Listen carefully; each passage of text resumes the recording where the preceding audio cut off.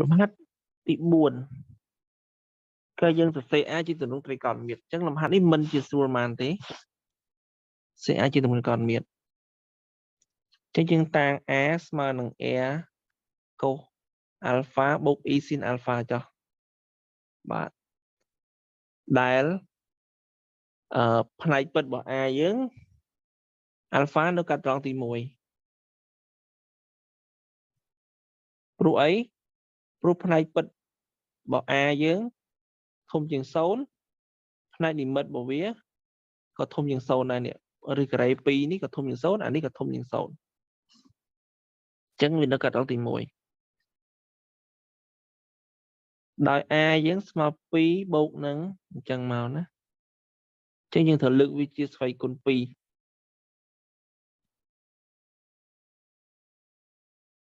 ចឹងនាំឲ្យយើងបាន A ការ៉េចឹងយើងធ្វើតាមរូបមន្ត A បូក B លើកជាការ៉េចឹងអានេះលើកជាការ៉េចេញរួចបានមួយកលៈបូកនឹង2ដង AB នោះ 2E ដាក់ឬការ៉េរួមគ្នាមកចឹងអានេះវា2បូកអានេះ2ដកចឹងពេលដែលយើងគុណវាទៅជា4ដកអាហ្នឹង A ការ៉េដក B ការ៉េនោះបាន2បូកឬ3អានេះ E ការ៉េនេះបានដក1ហើយនឹងអានោះពេលលើកជាការ៉េចេញរួចបាន1បានទៅជា2ដកឬ2បូកឬ3ចឹងយើងទូទាត់គ្នាទៅអានេះ2ដក2នេះអស់ហើយទៅជា2ឬ2បូកឬ3ជាវិញបូកនឹង 2e ឬការ៉េនេះ4ដក2បាន2អានោះបានដកឬ3ចឹងយើងលើកជាការ៉េមួយសារទៀតបាន a សេគុណ4អានេះ2ការ៉េនេះ4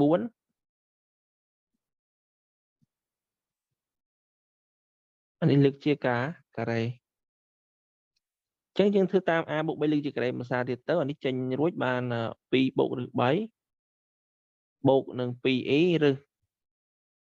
2បូកឬ3កតានឹង2ដកឬ3យ៉ាងសិនទៅ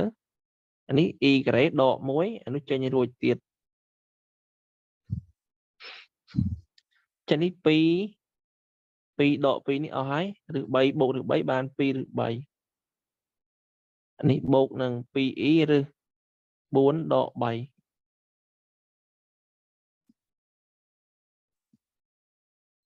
ចឹងយើងចាប់ខាងក្នុងចាប់4ទៀតមកយើងបាន16ចាប់4ចឹងសល់ឬ3លើ2បូកនឹង1លើ 2e ចឹងវាបាន16កតានឹងកុសម៉ានស៊ីនម៉ានផាយលើម៉ានផាយលើ6ណាអូខេតែ a សេគុណ4យើងវាត្រូវស្មើនឹង a សេគុណ4កុស4អាល់ហ្វា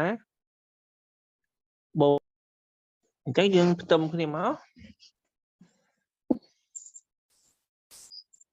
អញ្ចឹង a សេគុណ4ស្មើ16ហើយនឹង4អាល់ហ្វាស្មើផាយលើ6បូកនឹង2កាផាយអញ្ចឹង a យើងស្មើនឹង2អាល់ហ្វាយើងស្មើផាយលើ24បូកនឹងការផាយលើ2តែអាល់ហ្វាវានៅកាត់ត្រង់ទី1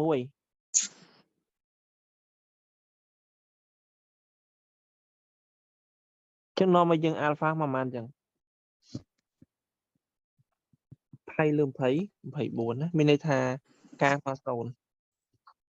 ព្រោះបើកាលណាការស្មើ1ចឹងវាទៅជាផាយលើ24បូកផាយលើ2បូកផាយលើ2នេះគ្រាន់ផាយលើ2ហ្នឹងមុំ90បាត់ហើយណាចឹងបូកទៅវាចុះកាត់ត្រង់ទី2បាត់ហើយចឹងអត់ទេចឹងបានតែការស្មើ0មួយទេ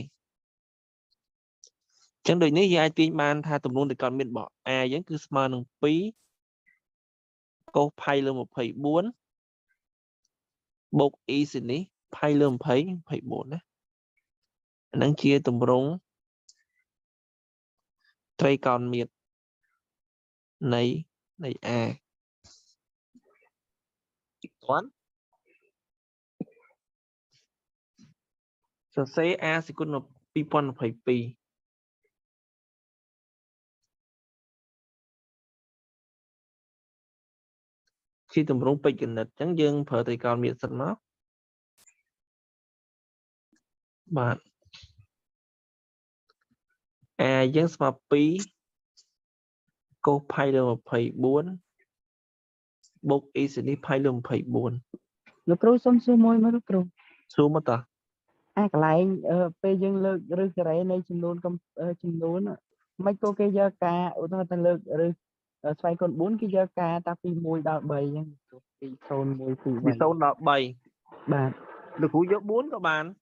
ប៉ុន្តែលោកគ្រូយក4នោះមកជួនឡើងដែលវិញហ្នឹងអាហ្នឹងពេលដែលការមក0វានៅត្រង់នេះឧទាហរណ៍នេះការមក0នៅត្រង់នេះការមក1នៅត្រង់នេះការមក2នៅត្រង់នេះការមក3នៅត្រង់នេះដល់ពេលគ្រូឲ្យការមក4ឡើងនេះវិញដែរ5 6 7 8 9មានដដែលទាំងអស់យរួមអញ្ចឹងបានគេយកតែ4ហ្នឹងគ្រូយកហួសហ្នឹងក៏វានៅតែដដែលដែរវាខួបវាដល់ខួបវាគ្រូតោះនេះ បាទលោកគ្រូ អូខេប៉ុន្តែលើកទៀតសេគុណ2022ទៅអញ្ចឹងបាន2022ផៃលើ24បូក e សនេះ2022ផៃលើ24តែនេះយើងទុកដដែលអត់មានកណនីអីចេញទេ2សេគុណ2022នោះអានេះយើងអាចសម្រួល2022និង24យើងសម្រួលនឹងបានទេវ៉េ2022ចែកនឹង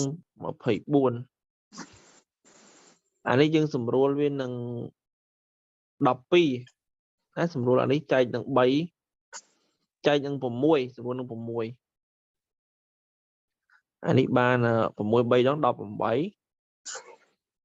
នេះ6 3ដង18នេះ6 7ដង42អញ្ចឹងបាន337ផៃលើ4បូក e សនេះ337ផៃលើ4ហើយយើងសម្រួលនឹង6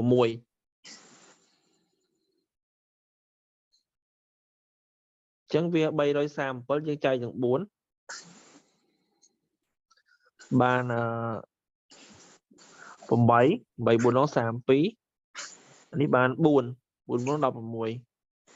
ចឹងបាន84ផៃបូកនឹងផៃលើ4